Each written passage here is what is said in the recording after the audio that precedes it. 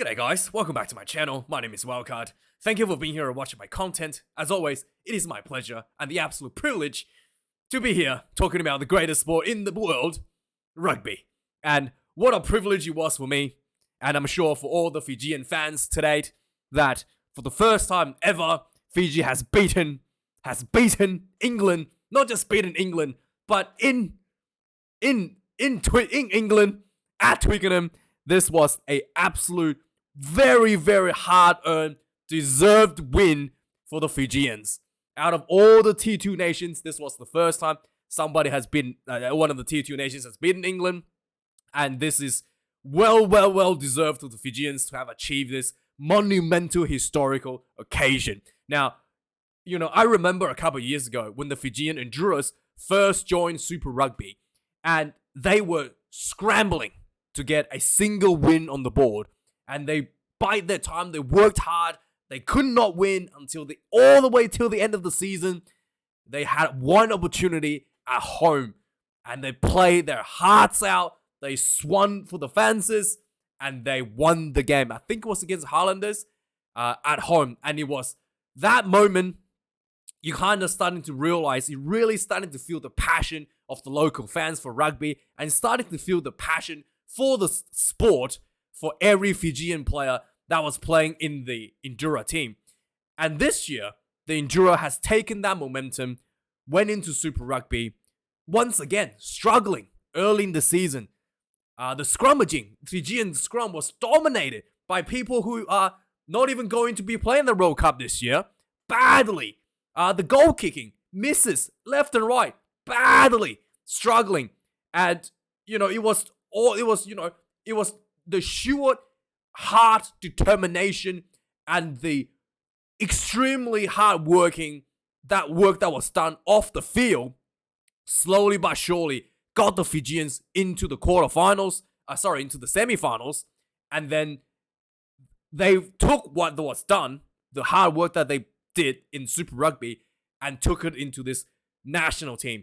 And the difference between the Enduro team that lost just about every scrum early in the season to this team going up against one of the best set piece, one of the best scrummaging teams in the world, and come out defending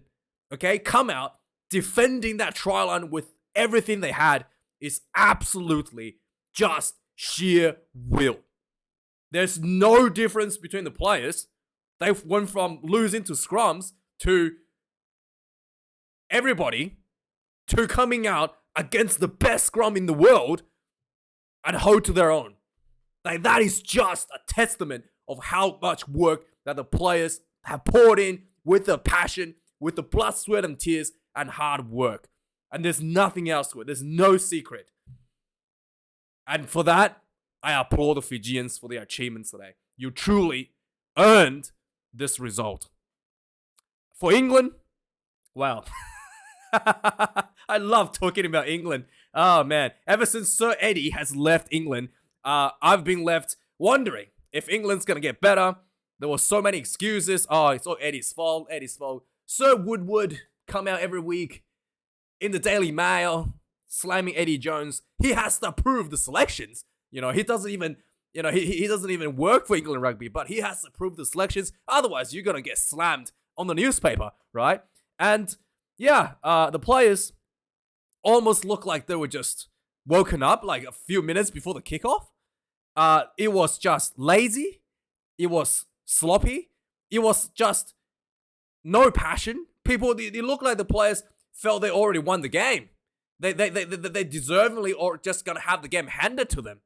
That's what it looked like when the English team was on the field. Until Marcus Smith came onto the field and spiced things up a little bit. Fitty Stewart, how many times he dropped the ball today? He never drops the ball. And how many times did he three times today?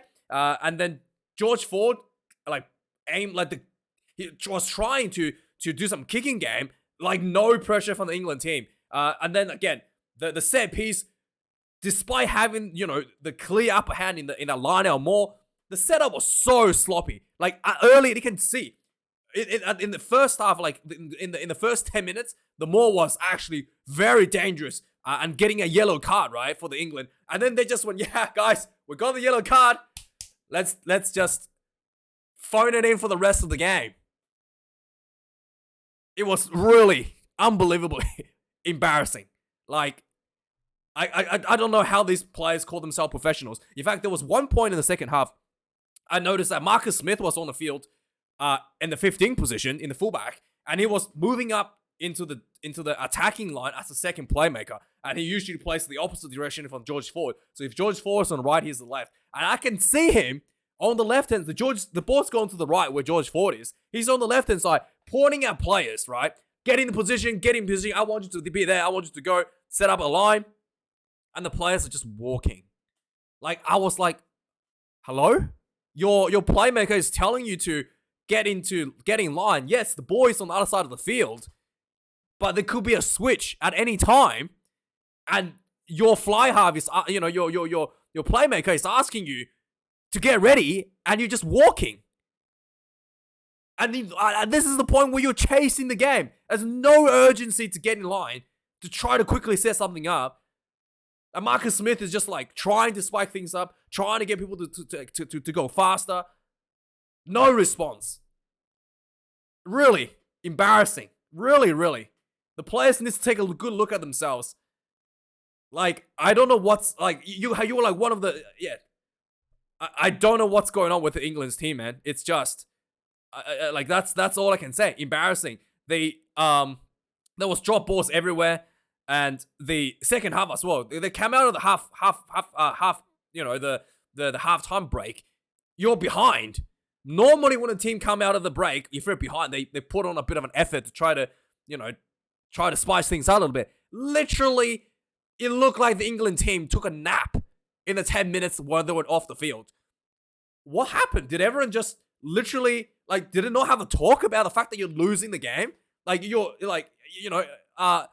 was just like, no, actually, I don't think they were, I think they were slightly ahead in the second half, but it was just like, there was just no urgency, right? Like it was just mistakes after mistakes after mistakes, and suddenly they're like behind, and then they're still just like, yeah, whatever, let's just, no urgency to try to keep the tempo up. It was just really, really, really, I don't know, embarrassing. So let's have a look at some of the game stats. Fijians, 541 run meters to England's 386. Again, just, I don't know how could, we always expected the Fijians to be more run meters, but to be so far ahead of a tier 1 nation in run meters is just unbelievable. Like, that is really poor from England, right? Turnovers conceded. England actually conceded more turnovers, 17 to the Fijians, 16. Tackles made, 157. 27 missed tackles by England. It's pretty poor percentage. Fijians only had to make 118 tackles, 21 missed tackles. Again, the kicking game, 33 kicks to England. There was a few kicks in the second half. I was a little bit bad by George Ford, but overall the kicking game was like really poorly pressured by England, whereas the Fijians was just able to manage the kicking exactly what they needed to do. The goal kicking was absolutely spectacular once again by Muntz, and that's also a huge issue for the Fijians in Super Rugby. The goal kicking just on and off every week, and it's like 50%, and they couldn't really find someone that is, they really needed someone that to step up, and Muntz, took that opportunity, and he's taken it, and he's just now one of the best goal kickers in the world, believe it or not, in any level, at any level. Anywhere inside your 50, he's able to pop it over with no problems. And, George Ford missed one, and Muntz had to kick the ball from exact same locations right from the sideline, and he's landed quite comfortably this game. So, yeah, say what you want, but believe it or not, Fijians has one of the best goal kickers in the world right now, and that's why Ben Vola, the one that has been so successful for Fiji and their goal kicking is dropped on the team because of that. Because Muntz has been just better, just way better than Vola in terms of that kicking. Lineouts, 10 for England. They lost 1 lineout. And Fijians, 12. They lost 3. Again, the set piece pressure from the English was very, very good. But they just look very sloppy. When they could have probably got more out of it, but they just went like, yeah, we got something good enough. Let's just call it that. Scrum as well. This was something that I was like very impressed. The English scrum had a lot of early dominance in the first probably 10 minutes or so, getting a penalty in the scrummaging, and I was genuinely worried that the Fijians could just fall behind just from the scrummaging penalties, and they worked, tightened up their, recognized the situation, tightened up their binds, and held the scrums for the remainder of the game. They rectified the problem on the field, and was not an issue for the game, despite early signs for it. Didn't come to any problems at all. Penalties conceded 10 against England, 7 against the Fijians. There was 1 yellow card, and believe it or not, Fiji had a yellow card, and they scored more points than England playing with 14 players. If that's not lazy for England's part, I don't know what it is. Really, really just unbelievable. Really, really poor from England. I also thought the TMO was a little bit, biased. There was a Fijian try that was declined for a pass. Again, very marginal. Like, I think it was a forward pass, but very marginal, right? And then they go to Marcus Smith scores a try for England in the second half, where he was clearly in front of the goal kicker. And there was like a line on the grass. We can see that Marcus Smith was standing in front of it, in front of the goal kicker, because the goal kicker was on the line. He was in front of the line, and the TMO says that was no clear evidence that Marcus Smith was in front of the goal kicker, when it was very clear that he was in front of the goal kicker. So they let that one through, and the TMO was just like, and then also, by the way, Jacko Piper, the actual on-field referee, was very good. He's one of the best in the world. And then we've got, and then there was another incident with Joe Mala looked like he put a headshot onto one of the Fijian players. No replay. And the TMO just calls Jacko Piper and says, no clear evidence that there was a headshot. What do you mean no clear evidence? You have like zoom in. You can have like HD quality videos where you can zoom in and see every frame whether or not head contact has been made. What do you mean it's not obvious? And like with no replay showing, so Jacko Piper, the better referee on the field, the referee on the field, couldn't even take a look at it on the big screen. I just had to take the TMO by their words and say, the TMO had a look, nothing could be seen. And it was just mind-boggling how bad this TMO was. It was very, very, I thought it was very, very, very, very blatant. But I thought it was a little bit biased towards Fiji, to be really, really frank with you, how I felt about watching that. And luckily, that didn't really transition into the result. And if that had been like the reason, Fiji lost the game, it would have been very really a shame for this test match. But anyway, let's go through some of the interesting stuff again into the recap. So the Fijian, so right away, the England came out of the gate, was looking really good. There was some really smooth attacking. The ball was going from left of the field to right of the field, and right field back to left. George Ford was directing traffic quite well. A lot of forward momentum. They get a penalty right away, 5 minutes into the game. George Ford, again, immediately decides to go to the penalty goal. I mean, sure, whatever. Pops it over, 3 points to 0 for England 5 minutes into the game. Following this goal was kicked, England still had more dominance. The Fijians was not able to get out of their own half. They had more, phases inside the Fijian 22.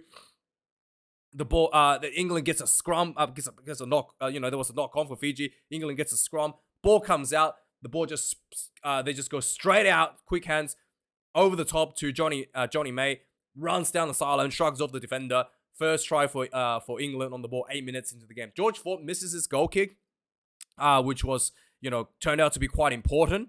And because England had to score twice at the end to win the match. If he had got this one, then they only have to score one try, which would have, probably lower put more pressure on Fiji at least to defend it. But anyway, so they get this one, a try on the ball, 8 points to 0, 8 minutes into the game. So everything's looking quite good for England. And then the heavens opened up. It started raining. There was a storm. And England just went, oh, guys, whoa, it's raining. Okay. Woo. Player health and safety, we're just going to take it easy. Like, honestly. England just went, all right, let's just play some kicking game. Let's drop the ball like 5 times in like 5 minutes. It was just like, their intensity just went down to the drains, right? And then the Fijians, 16 minutes in, gets a penalty right in front, 45 minutes out. This was down in the bucket in the rain. And Muntz did not even shake. Popped this one through in the heavy rain. I was very impressive. I thought the wet condition did not affect him at all. Calm as a cucumber. 3 points to 8. Fiji comes back 3 points. 22 minutes into the game, Ellis Genge gets penalized in the scrum for collapsing, which was interesting to see because Genge is one of the best scrummagers in the world, and Fiji was I thought it was really good that Fiji was managed to handle that. So it's about 25 minutes into the game in this one. Freddie Stewart has already dropped the ball 3 times. Yeah, I don't know what's going on with him. And it's like, he's played in the rain before. He plays in the Premier League in England, and surely he knows how to play the rugby in the rain. Never seen him drop 3 balls. Like, again, did he just wake up? Did someone just wake him up? What's going on with him? 28 minutes into the game, there was a bit of drop balls everywhere. So 30 minutes into the game, the Fijians was able to get themselves in a bit of a sustained pressure, go forward. The number 14 from Fiji, the man of the match, let me just get his name up. Ravu Tamanda runs through a little gap, and then he sends the ball to Naya Kalevu, and he goes in for the try. And this is one where the referee's like, oh no, he's a forward pass, which was very, very, very marginal. And I've seen, passes like that being allowed in the past. So that was a no try. So yeah, the Fiji misses an opportunity there. Despite the rain, it looked like the Fijians was very happy to run the ball, and the England team was just like, let's not touch the ball at all. Okay, Anyway, just before halftime, England finally, the rain kind of died off a little bit. Decides to play a bit more rugby before halftime. They had a nice more down the sideline, gets a penalty, and then, again, instead of taking the 3 points, they decided to go for the more again. The more gets sacked illegally. The prop, I think it was a tight head prop from Fiji, gets sent off with a yellow card. Yeah, things are looking really bad for the Fijians. So England goes for another 5-meter scrum, go for another more, and just really, despite having a play at advantage, very sloppy setup, and the more just collapsed it on itself, and the Fijians sealed over and then diffused the pressure, and at halftime, and that's halftime. So England completely botched the opportunity to score points before halftime. Second half starts. Immediately, what's his name? Courtney Laws just didn't messes up the kickoff right away. Freddie Stewart kicks the ball out on the full, and it was just like, it literally looked like the England team took a nap, right? And everybody's trying to wake up, and nobody seems to, even the commentator was like, that's just lazy players, lazy commitments by the players. 43 minutes into the game, Ravu Tamandra basically gets the ball once again down the sideline, and he destroys Johnny May with his speed, and then he passes the ball in field to Naya Kalevu, who goes in, it goes in for a try. Very similar to the try in the first, that was disallowed in the first half, but this time no forward pass, and Fijian takes the lead 10 points to 8. And then despite losing, falling 2 points behind for the English, again, just really lack of commitment by the players. The English attack was not going forward. Very good defense from the Fiji. And then George Ford just kicked the ball randomly down the field and it went dead. And then immediately after this, the ball was kicked dead. High tackle from England. And then immediately all that pressure was diffused. It was just really, there was really, really poor from England from there. 49 minutes into the game, the English was again inside the Fijian 22, building pressure, going for that set piece, a really good maul, and then just really a lack of commitments at the breakdown. A few phases later, gets themselves turned over. 50 minutes into the game, it looked like Joe Marler has put a headshot. There was no TMO review, and they just said no replay. The TMO just said to the referee that we looked at it, no clear that it was a headshot. So yeah, I have to go back and watch the replay myself to see if that's actually the case. 52 minutes into the game, the Fijians gets a scrum center field. Oh, sorry, not a scrum center field. The Fijians get they had a scrum, and they played on a bit. They spread the ball out to the left, and then there was a breakdown, and Hambosi scoops out the ball, just runs straight through around the racks and scores the try down the about 4-meter try for the Fijians. And just like you look at the English defense, like nobody was talking, nobody was committing to, like, it was just nobody was like even talking to each other about who should be where. Like, everybody was just like running around aimlessly and left a huge gap open by the racks and allowing Fijians to score this one. Suddenly the scoreboard is ticked up to 17 points to 8 for the Fijians. 55 minutes into the game, another missed tackle by Johnny May led to the Fijians going right through down the field. And then they get a penalty right in front of the goalpost. And then Muntz kicks this one, 20 points to 8. 58 minutes into the game, Marcus Smith is finally on the field. And then he's just really starting to tell people what to do. Spice has brought a lot of energy into the game. George Ford did this little play where he chipped the ball over the top. Marcus Smith chases it down, gets himself in front and, scores a try right on the post. Really, really well done for him. Immediately making an impact off the bench. And England ticks himself back out 15 points to 20. And it's looking like Smith as the fullback, it's fairly sure, has come off as a result. 60 minutes into the game, there was a high tackle once again against England. And then Muntz kicks this one 43 meters out quite comfortably, 23 points to 15. And then there was 63 minutes into the game, England was putting a lot of pressure on once again on the Fijians. There was some really, really good defense. There was a nice crossfield kick that was defended, and the Fijian did really well to hold this this England attack out. 67 minutes into the game, England gets another penalty. They again decided not going for 3 because they were 8 points down, so they go for the corner. Some good crash balls down center field with full momentum. George Ford gets the ball, long ball out to Joey Marcham, goes into the corner. Finally, England gets this try that they worked. That was kind of like that was kind of diffused just a few minutes earlier. And then 22 points to 23. George Ford kicks this one from the corner, which was really, really nice.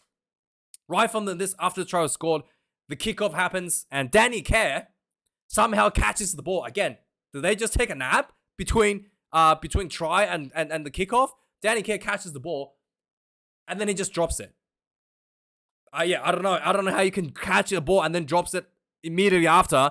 That's just So I don't know what happened. It wasn't raining anymore at this point. So Fijian gets a chance for a scrum. They so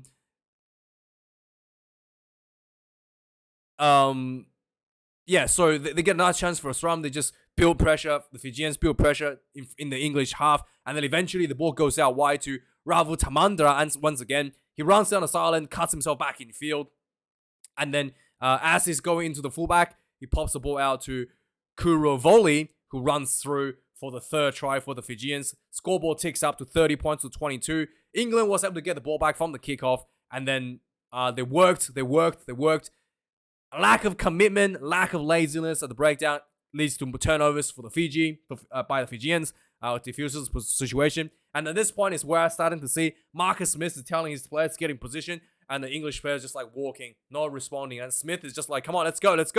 And then the English players just like, walking around because the ball is like on the other end of the field. It's still got time.